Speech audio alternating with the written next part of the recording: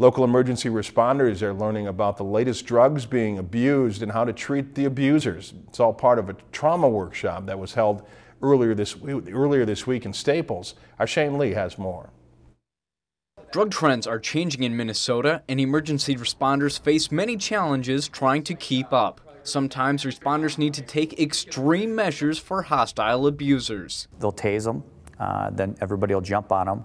The medics will go ahead and jab them with the ketamine, just with a shot. One increasingly popular drug that creates big problems for paramedics is bath salts. The synthetic amphetamines also get sold as fertilizers or plant food.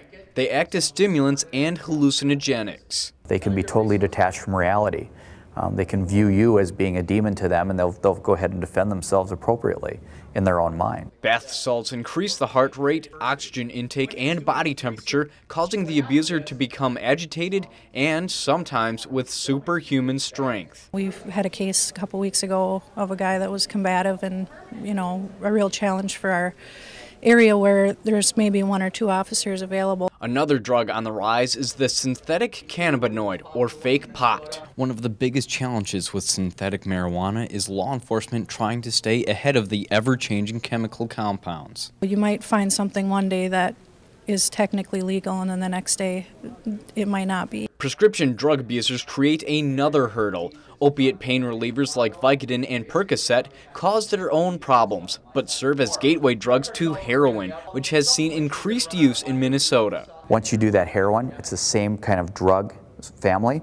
You get a much better high from it, and it's much more addictive, and now you're addicted to that. Hughes says the best way to combat the drug problem is to continue educating communities about the dangers of the drugs and informing responders how to handle the abusers. Shane Lee, Lakeland News.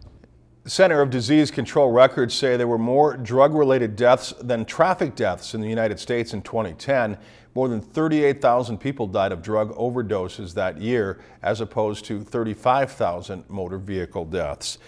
If you've enjoyed this segment of Lakeland News, please consider making a tax-deductible contribution to Lakeland Public Television.